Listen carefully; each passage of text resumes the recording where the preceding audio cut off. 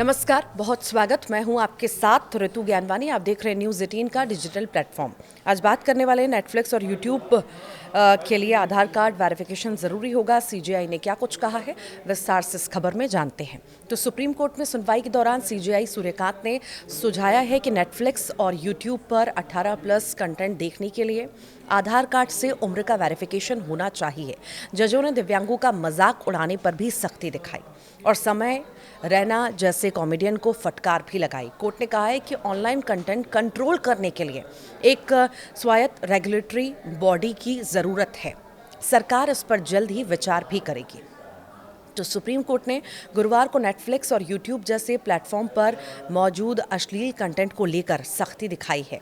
जजों ने सुझाव दिया कि अश्लील सामग्री देखने के लिए आधार कार्ड ज़रूरी होना चाहिए। कोर्ट का मानना है कि इससे बच्चों को गलत कंटेंट से बचाया जा सकेगा। ये सुझाव chief justice of India Suryakant की बेंच ने दिया है। सुनवाई के दौरान जजों ने कहा है कि सिर्फ चेतावनी देना काफ़ी नहीं है। जब तक दर्शक चेतावनी पढ़ते हैं तब तक शो शुरू हो जाता है। इसीलिए उम्र की पुष्टि के लिए आधार का इस्तेमाल एक बेहतर विकल्प हो सकता है। ये सुनवाई कॉमेडियन और पॉडकास्टर के खिलाफ दायर की गई याचिका पर की गई है।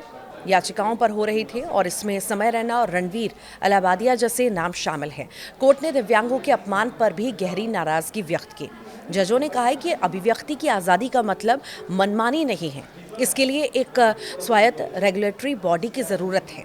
सुप्रीम कोर्ट ने ऑनलाइन अश्लीलता पर चिंता भी जाहिर की। जस्टिस जयमाल्या बागची ने इस मुद्दे पर अहम बात कही। उन्होंने कहा है कि किताबों या पेंटिंग में अश्लीलता अलग बात है, वहाँ नीलामी होती है और प्रतिबंध भी लग सकते हैं, लेकिन फ़ोन पर स्थिति अलग है। जैसे ही आप फ़ोन ऑन करते हो तो कंटेंट सामने आ जाता है। कई बार न चाहते हुए भी गलत चीज़ें दिख जाती हैं। ऐसे में क्या किया जाए? इसी पर सीजेआई सूर्यकांत ने अपनी राय रखी। उन्होंने कहा है कि चेतावनी देने के बावजूद शो शुरू हो जाते हैं। चेतावनी सिर्फ कुछ सेकंड के लिए आती है, इसके बाद शो चल पड़ता है। इसीलिए आधार कार्ड मांगना सही हो सकता है। इससे दर्शक की उम्र का पता चल जाएगा। ये सब एक पायलट प्रोजेक्ट के तौर पर शुरू किया जा सकता है।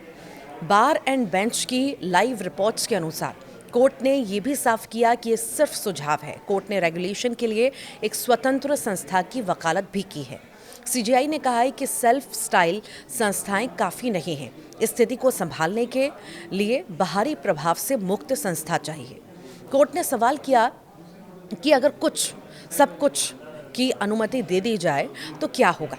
समाज में संतुलन बनाना बहुत ज़रूरी है। हालांकि कोर्ट ने यह भी साफ किया है कि वो किसी का मुंह बंद नहीं करना चाहते। मौलिक अधिकारों का संतुलन बना रहना चाहिए। जजों ने कहा है कि हम रेगुलेशन का सुझाव देने वाले आखिर लोग होंगे, लेकिन जब इंडस्ट्री खुद कुछ नहीं कर रही तो दिक्कतें आ रही हैं। कोर्ट ने पूछा है कि आखिर ऐसी घटनाएं बार बार क्यों हो रही हैं। दिव्यांगों का मजाक उड़ाने पर कोर्ट की सख्त टिप्पणी सामने आई है। सुनवाई के दौरान समय रैना और रणवीर अलाहाबादिया का जो है मामला भी उठा। रणवीर ने एक शो में कथित तौर पर अश्लील टिप्पणी की थी, तो वहीं समय रैना पर दिव्यांगों का मजाक उड़ाने के भी आरोप है। तो क्यों एसएमए इंडिया फाउंडेशन ने रैना के खिलाफ याचिका दी है। आरोप है कि उन्होंने स्पाइनल मस्कुलर एट्रोफी के इलाज पर असंवेदनशील बात कही। कोर्ट ने इस पर कड़ी नाराजगी भी जाहिर की। सीजेआई ने सॉलिसिटर जनरल तुषार मेहता से सवाल किया। उन्होंने पूछा कि दिव्यांगों के अपमान पर सख्त कानून क्यों नहीं है।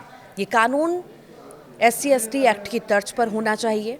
और मेहता ने भी माना है कि मजाक गरिमा की कीमत पर नहीं हो सकता। जस्टिस बागची ने देश विरोधी कंटेंट का मुद्दा भी उठाया। उन्होंने पूछा कि क्या सेल्फ रेगुलेशन ऐसे कंटेंट को रोक पाएगा। कई बार कंटेंट समाज के ढांचे को बिगाड़ने वाला होता है। जब तक सरकार जवाब देती है तब तक देर हो जाती है। वीडियो वायरल हो जाते हैं और करोड़ों लोग देख लेते हैं। वकील प्रशांत भूषण ने इस पर तर्क भी दिया। उन्होंने कहा है कि एंटी नेशनल शब्द बहुत अस्पष्ट हैं। क्या सीमा विवाद के इतिहास पर लिखना भी देश विरोधी होगा। इस पर जस्टिस बागची ने सफाई दी। उन्होंने कहा है कि हम रेगुलेटेड अधिकार की बात कर रहे हैं।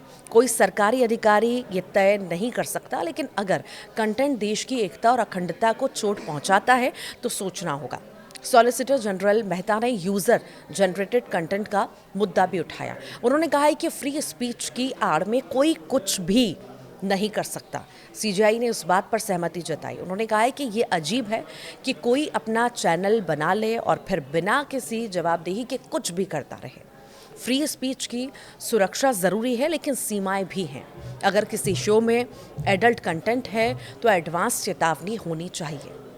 साथ ही पेरेंटल कंट्रोल भी ज़रूरी है। अटॉर्नी जनरल और वेंकटरमणि ने बताया कि मंत्रालय इस पर मीटिंग करने वाला है।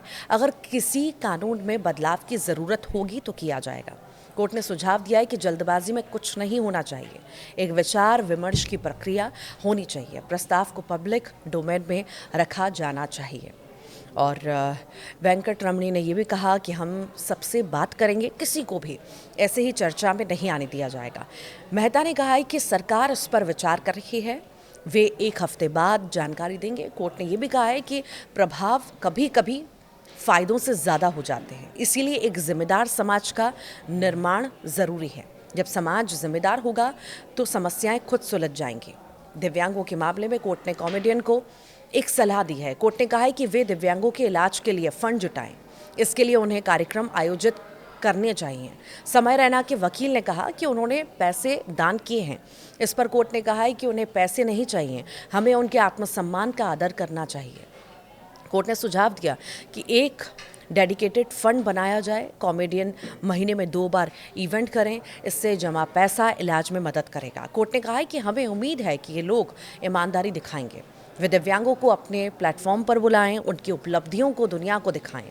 इससे एक अच्छा संदेश जाएगा। मामले की अगली सुनवाई 4 हफ्ते बाद होगी। आप क्या सोचते हैं? इस विचार विमर्श और फैसले को लेकर के ज़रूर बताइएगा।